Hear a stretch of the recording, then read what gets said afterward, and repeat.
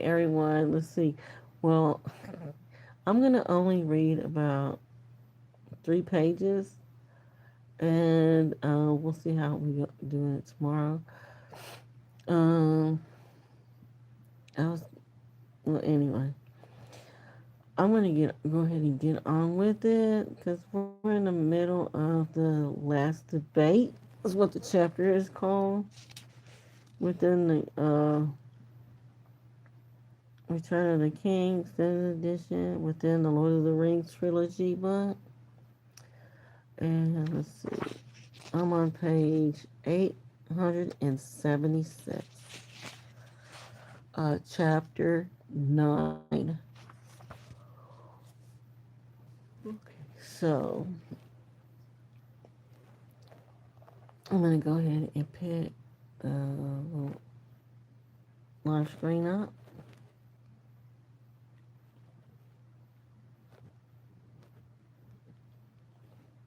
Okay.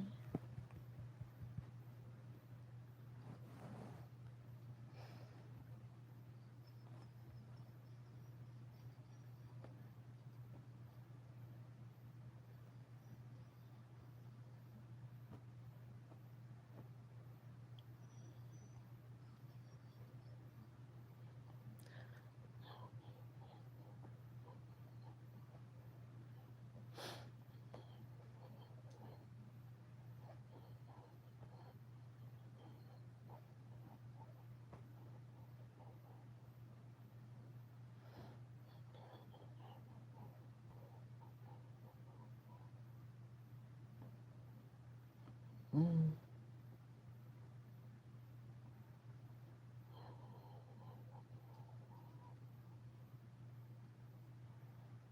okay, so I don't know what I'm looking at.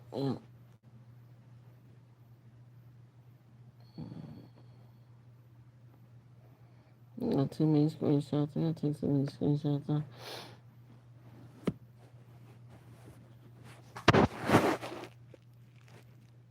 Let me see if I can get it.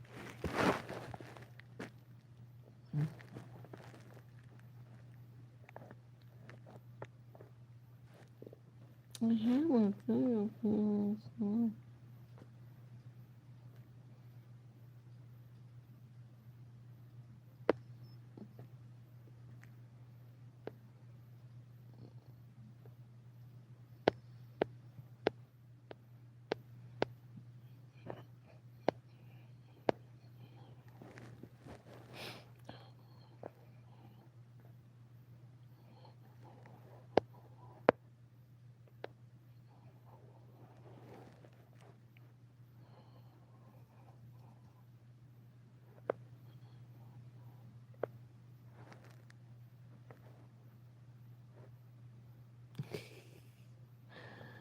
Okay, I'm gonna go ahead and put this up. I just done a paint app deal on this screensaver of this dog.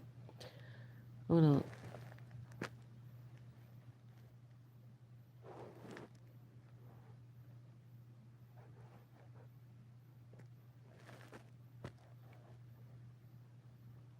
What happened? I don't know.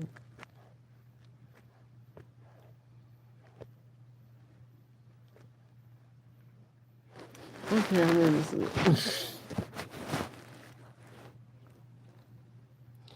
Okay, so let's see. All right.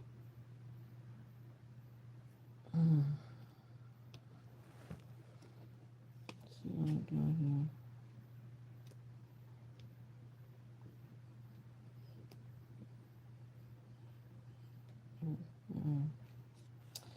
I guess. Let's see.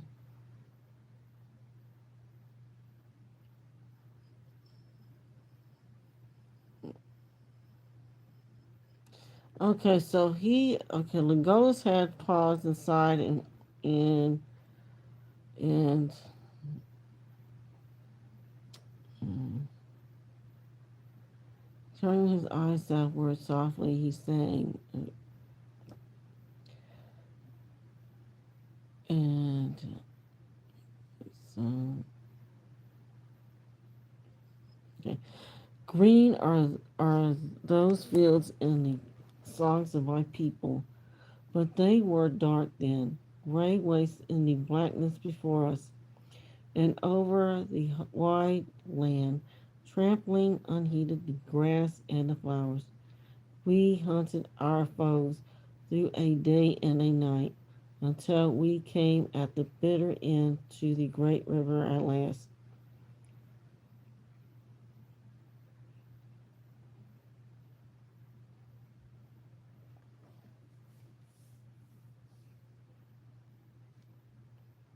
Then I thought in my heart that we drew near to the sea, for wide was the water and the darkness, and sea birds innumerable cried on its shores. Alas, the wailing of the gulls. Did not the lady tell me to beware of them? And now I cannot forget them. For my part, I heeded them not, said Gimli, for we came then at last upon battle in earnest. There are there at Peligre lay the main fleet of Umbar, 50 great ships and smaller vessels beyond count. Many of those that we pursued had reached the havens before us and brought their fear with them, and some other ships have put off, seeking to escape down the river or to reach the far shore, and many of the smaller craft were ablaze. But the hare of them, being now driven to the brink, turned at bay,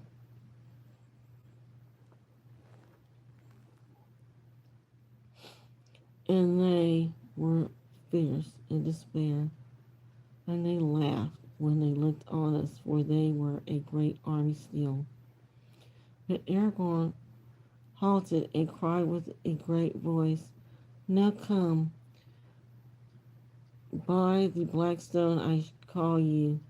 And suddenly the shadow host that had hung back at the last came up like a great tide, sweeping all away before it. Great cries I heard, and dim horns blowing, and a murmur as of far, countless far voices. It was like the echo of some forgotten battle and the dark years long ago. Pale swords were drawn, but I know not whether their blades would still bite, or the dead needed no longer any weapon but fear. None would withstand them. To every ship they came that was drawn up, and then they passed over the water to those were anchored, and all the mariners were filled with a madness of terror and leapt overboard, save the slaves chained to the oars. Reckless we rowed among our fleeing foes, driving them like leaves until we came to the shore. And then to reach to each of the great ships that remained, Aragorn sent one of the Dunedain, and they comforted the captives that were aboard and bade them put aside fear and be free.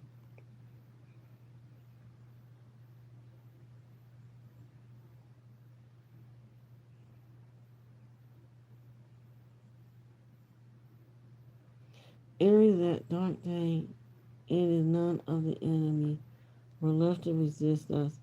All were drowned or were flying south in the hope to find their own lands upon foot.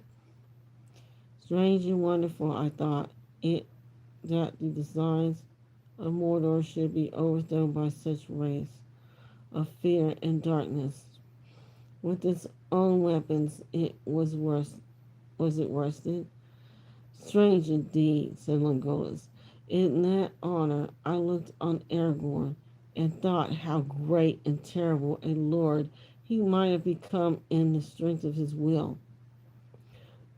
Had he taken the ring to himself, not for not does mortal fear him, but nobler is his spirit than the understanding of Sauron.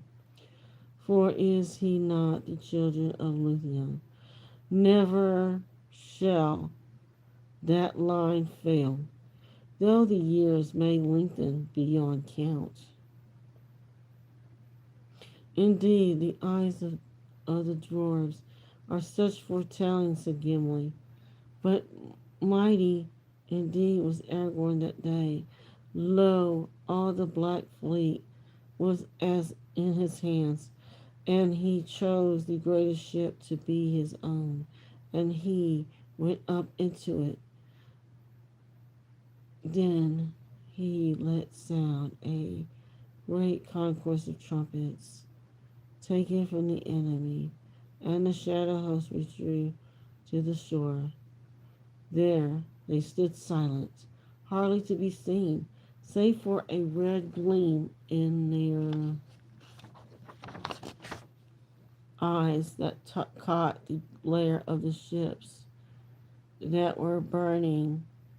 And Aragorn spoke in a loud voice to the dead men, crying, Hear now the words of the heir of Isildur. Your oath is fulfilled. Go back and trouble not the valleys ever again. Depart and be at rest. And thereupon the king of the dead stood out before the host and broke his spear and cast it down. And then he bowed low and turned away. And swiftly the whole great host drew off and vanished like a mist that was driven back by a sudden wind. And it seemed to me that I awoke from a dream. That night we rested while others labored, for there were many captives set free and many slaves released who had been folk of Gondor, taken in raids, and soon also there was a great gathering of men out of Lebanon, and the Ither and Angor of Lebanon came up with all the horsemen that he could muster. Now that the fear of the dead was removed, they came to aid us and to look on the heir of Isildur, for the rumor of that name had run like fire in the dark, and that is near the end of our tale. For during that evening and night many ships were made ready and manned, and in the morning the fleet set forth. Long past it now seems, yet it was but the morn of the day ere yesterday, the sixth since we rode from Dunharrow. But still Aragorn was driven by fear that time was too short.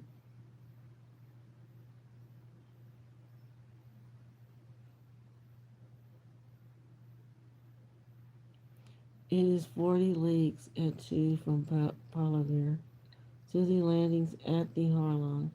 He said, yet to the Harlan we must come tomorrow, or fail utterly. The oars were now wielded by free men, and manfully they labored. Yet slowly we passed up the great river, for we strove against the stream, and know that it is not swift down in the south. We had no help of wind. Heavy would my heart have been for all our victory at the havens, if Legolas had not laughed suddenly. Up with your beard, Durin's son, he said, for thus it is spoken. Oft hope is born when all is forlorn. But what hope he saw from afar, he would not tell.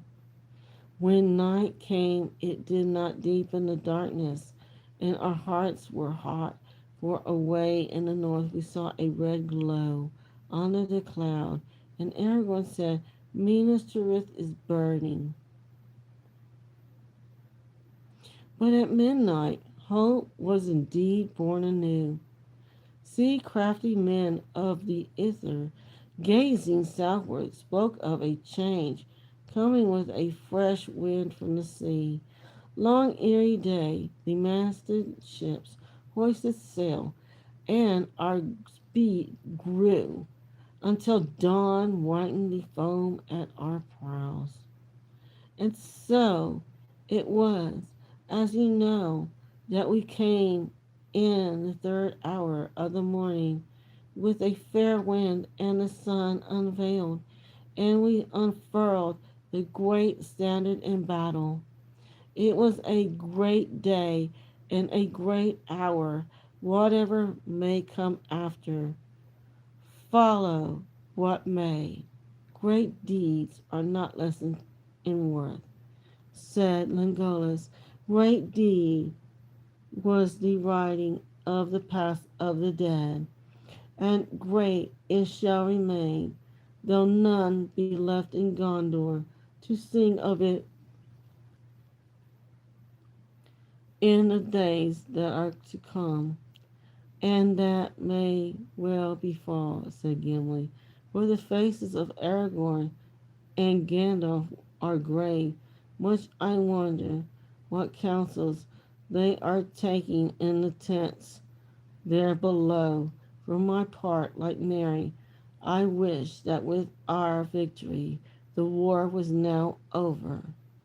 Yet, whatever is still to do, I hope to have a part in it for the honor of the folk of the Lonely Mountain.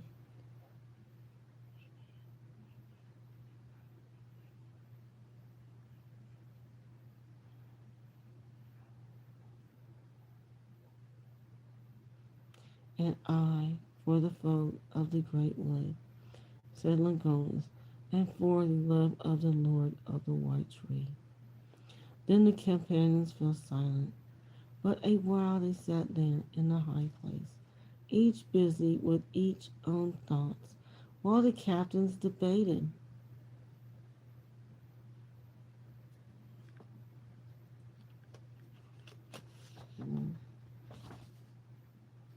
When the Prince Imrahil had parted from Legolas and Gimli, at once he sent for Eomer, and he went down with him from the city, and they came to the tents of Aragorn that were set up on the field, not far from the place where King Theoden had fallen. And there they took counsel together with Gandalf and Aragorn and the sons of Elrond. My lords, said Gandalf, listen to the words of the steward of Gondor before he died.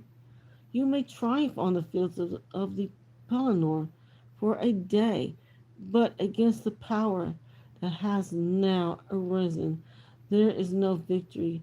I do not bid you despair as he did, but to ponder the truth in these words. The stones of seeing do not lie, and not even the Lord of Baradur can make them do so. He can, maybe, by his own will choose what things shall be seen by weaker minds, or cause them to mistake the meaning of what they see. Nonetheless, it cannot be doubted that when Denethor saw great forces arrayed against him in Mordor, and more still being gathered, he saw that which truly is, hardly has our strength suffice to beat off the first great assault. The next will be greater. This war then is without final hope. As Denethor perceived, victory cannot be achieved by arms. Whether you sit here to endure siege after siege or march out to be overwhelmed beyond the river, you have only a choice of evils, and prudence would counsel you to strengthen such strong places as you have, and there await the onset, for so shall the time before your end. be made a little longer.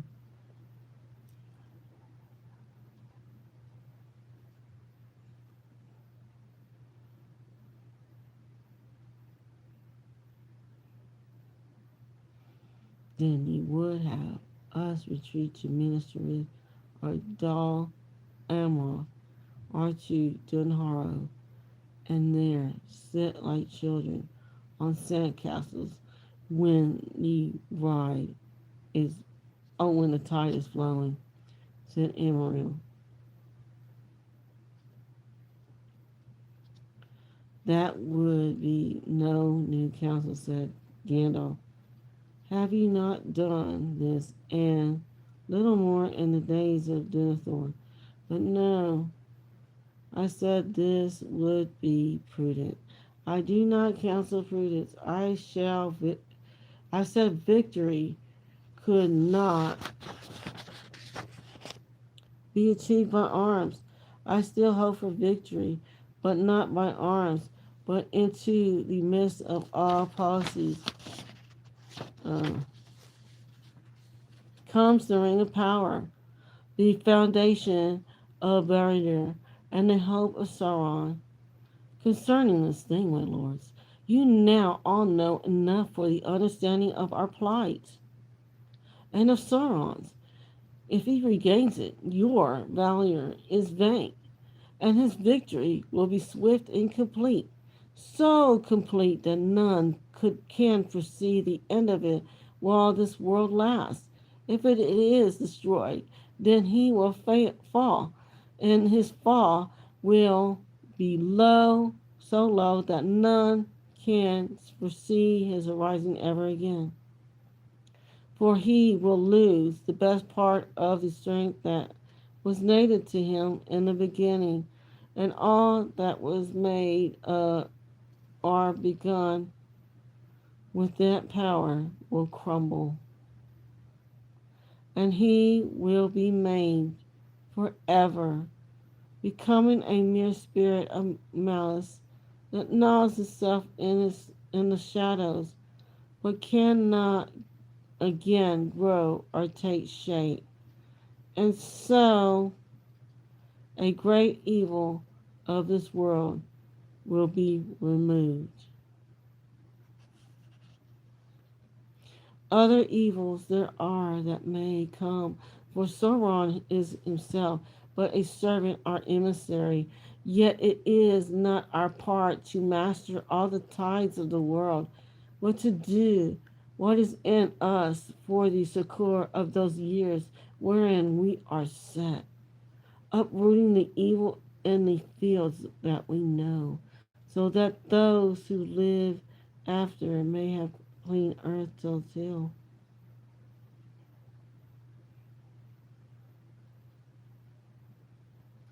What whether they shall have is not ours to rule. Now, Sauron knows all this, and he knows that this precious thing which he lost has been found again.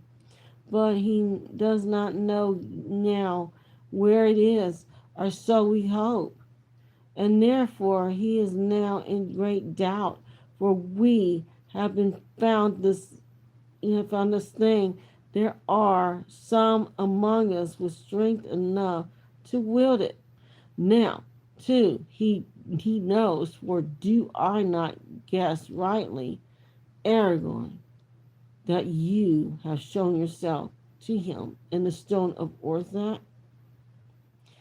I did. So ere I rose from the hornburn, answered Aragorn, I deemed that the time was ripe, and that the stone had come to me for just such a purpose.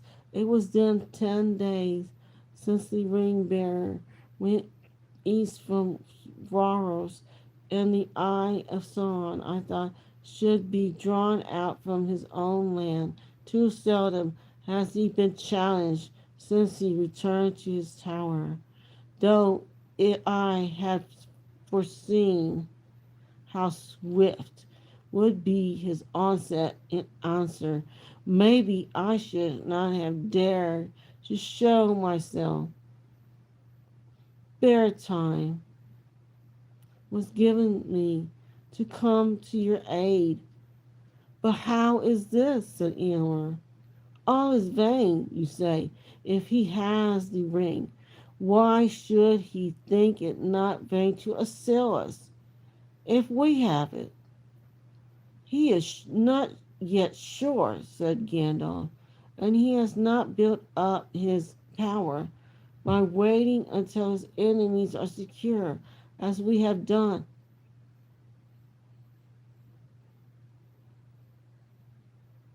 Also, we could not learn to wield the full power all in a day. Indeed, it can be used only by one master alone, not by many, and he will look for a time of strife.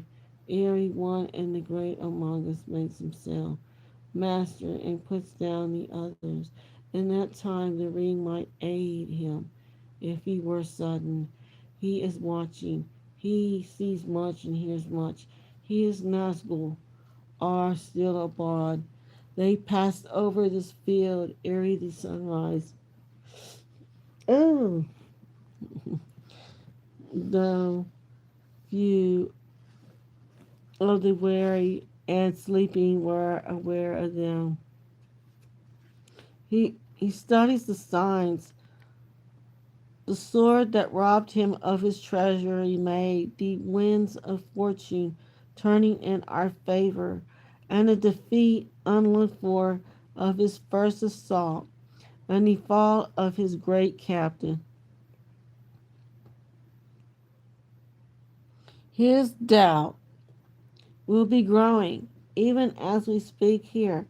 His eye is now straining towards us, blind almost to all else that is moving. So we must keep it. Therein lies all our hope. This, then, is my counsel. We have not the ring. In wisdom, our great folly, it has been sent away to be destroyed, lest it destroy us. Without it, we cannot by force defeat his force, but we must all at all costs keep his eye from his true peril. We cannot achieve victory by arms, but by arms we can give the ring bearer only his only chance, frail though it be.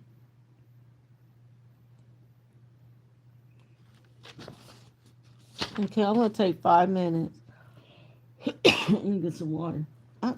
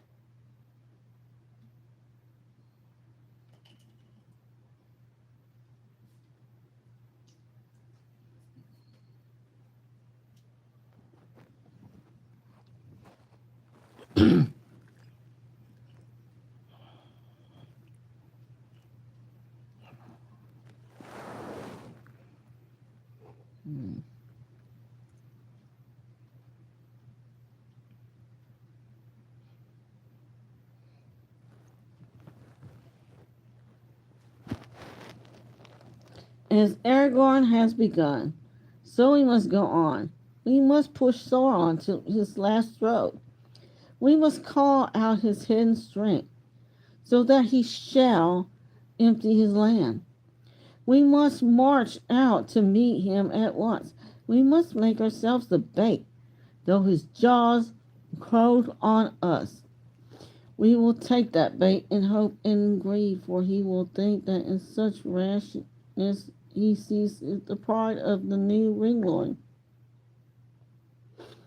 He will say, so he pushes out his net too soon and too far. Let him come on, and behold, I will have him in a trap from which he cannot escape. There, I will crush him, and what he has taken in his insolence shall be mine again forever. We must walk open-eyed into that trap, with courage but small hope for ourselves. For, my lords, it may be well proved that we ourselves shall perish utterly in the black battle for the living lands, so that even if very dear we be thrown down, we shall not live to see a new age. But this I deem is our duty, and better so than to perish nonetheless, as we surely shall if we sit here, and we know as we die that no new age shall be.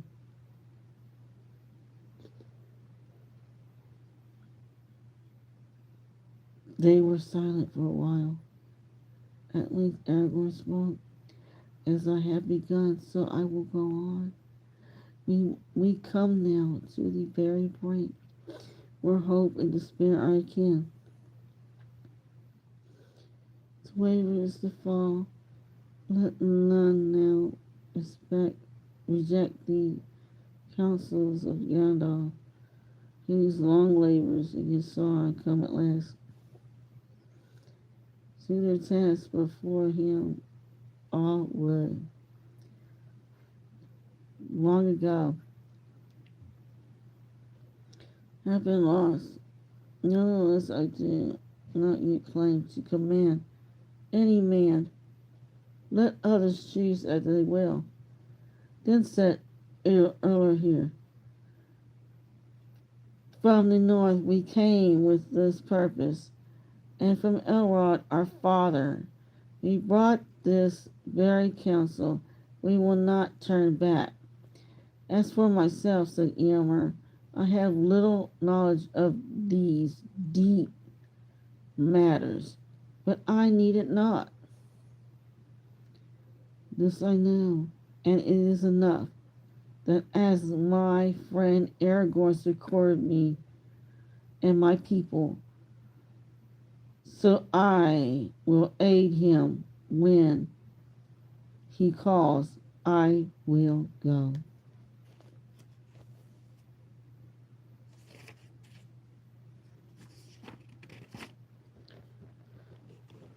As for me, said Imrahil, the Lord Aragorn, I hope to be my liege lord, whether he claim it or no. His wish is to me a command. I will go also. Yet for while I stand in the place of the steward of Gondor, and it is mine to think first of his people, to prudence some heed must still be given, for we must prepare against all chances, good as well as evil. Now, it may be that we shall triumph, and while there is any hope of this, Gondor must be protected. I would not have us return with victory to a city in ruins, in the land ravished behind us, and yet we learn from the Urim that there is an army still unfought upon our northern flank. That is true, said Gandalf. I do not counsel you to leave the city still unmanned. Indeed, the force that we lead east need not be great enough for any assault in earnest upon Mordor, so long it will be it be great enough to challenge battle.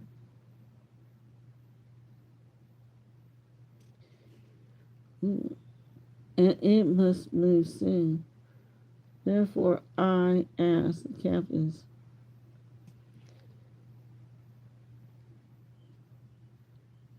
what force could we muster and lead out in 2 days' time at the latest? We must, and they must be hardy men that go willingly, knowing their peril.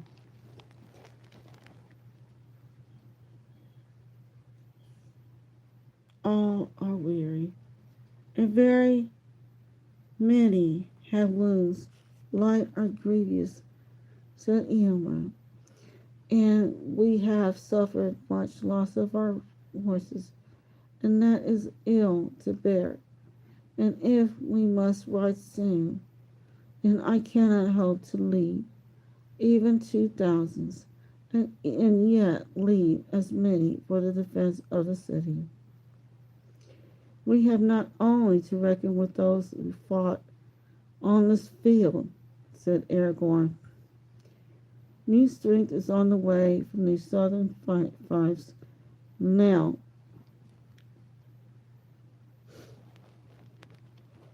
that the coast have been rid, 4,000 of I sent marching from Beligregir to the Sonakot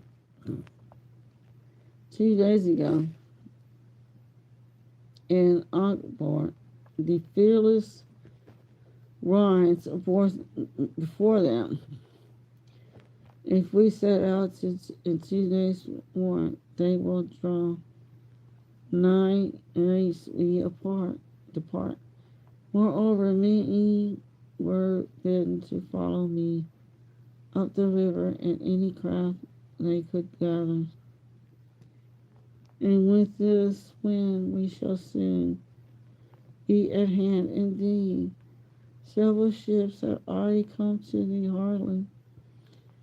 I judge that we could lead out 7,000 of horse and foot, and yet leave the city a better defense than it was when the assault began. The gate is destroyed, said Amrahill, and where now is the skill to rebuild it and set it up anew?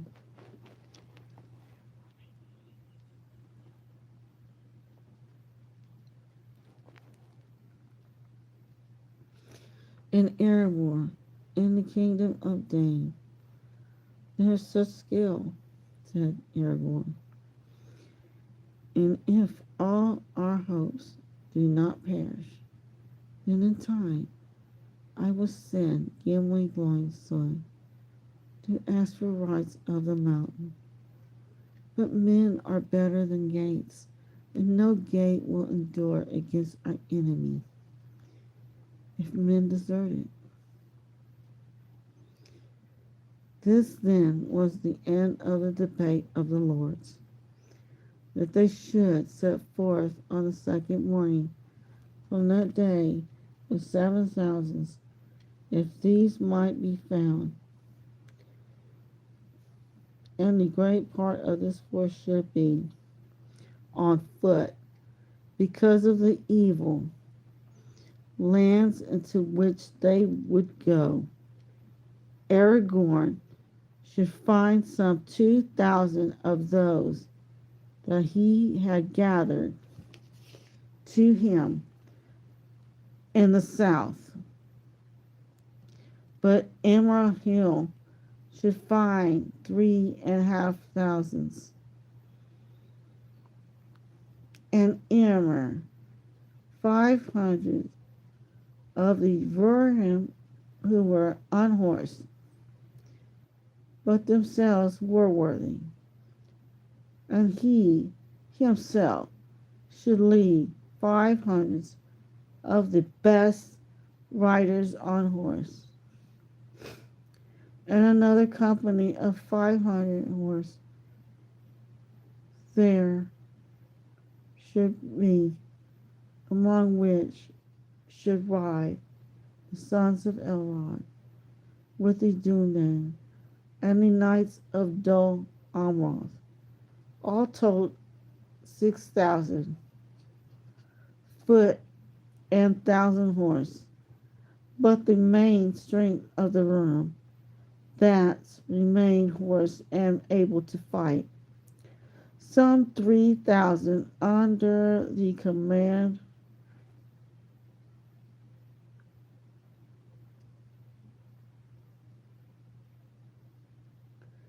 of Elfham, should waylay the west road against the enemy that was in Anorian. And at once swift riders were sent out to gather what news they could northwards and eastwards from the Osgiliath and the road to Minas Margul. And when they had reckoned up all the straits and taken thought for the journeys they should make and roads they should choose, Emerald Hill suddenly laughed aloud.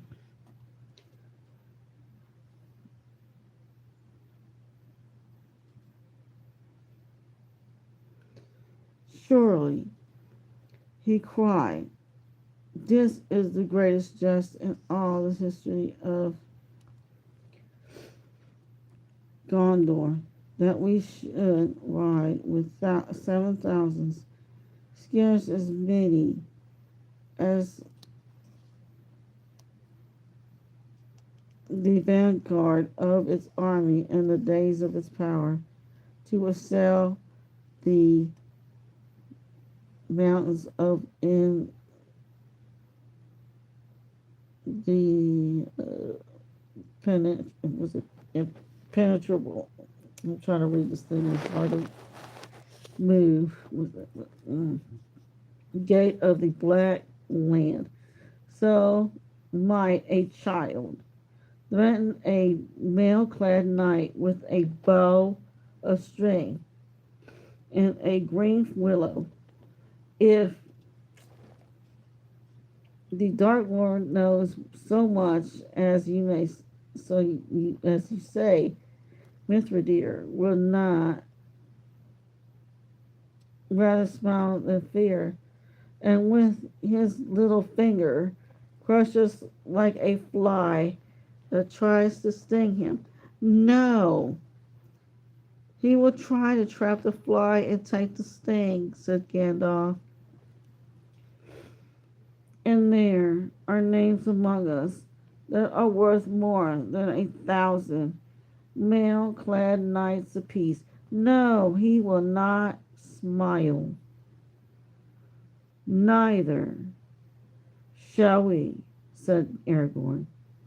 If this be just, then it is too bitter for laughter. Nay, it is the last move in a great jeopardy, and for one side or the other, it will be it will bring the end of the game. Then he drew Adril and held it up, glittering in the sun. You shall not be sheathed again until the last battle is fought, he said.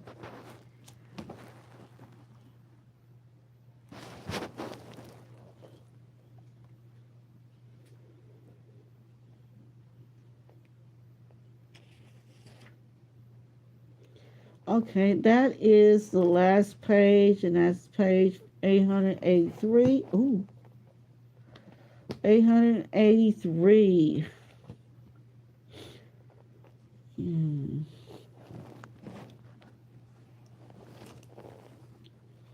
That is the last page of the last debate. The next chapter is chapter 10. The Black Gate opens.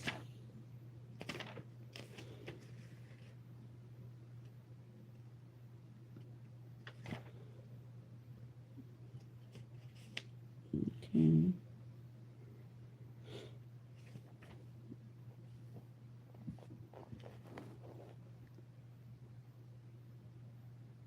Oh wow, let me see some more fun. That's gonna be a short chapter, I think. That's gonna be, I don't know,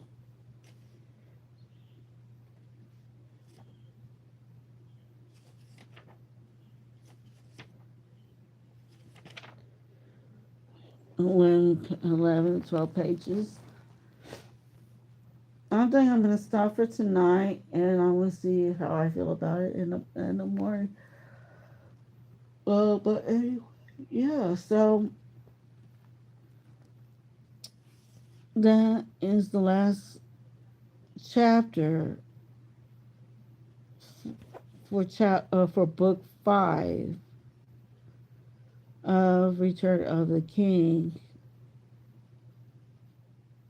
Lord of the Rings trilogy, by JRR Tolkien, and it will be one.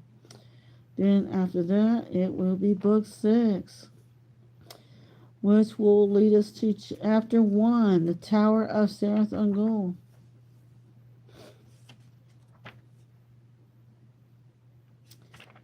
Yay. Well, we're going to be looking forward to seeing Sam again in a couple more chapters. So we got 2 more chapters until we get back to the ring, people. Yes, yes, yes. So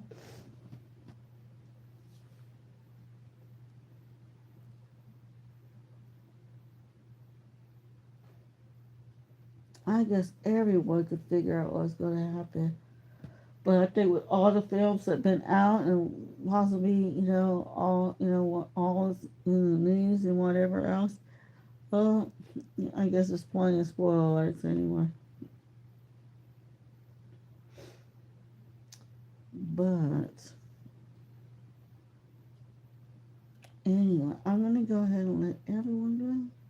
Well, good night, people. Later. If you're gonna do something, make sure you don't hurt yourself or someone else while you're doing it.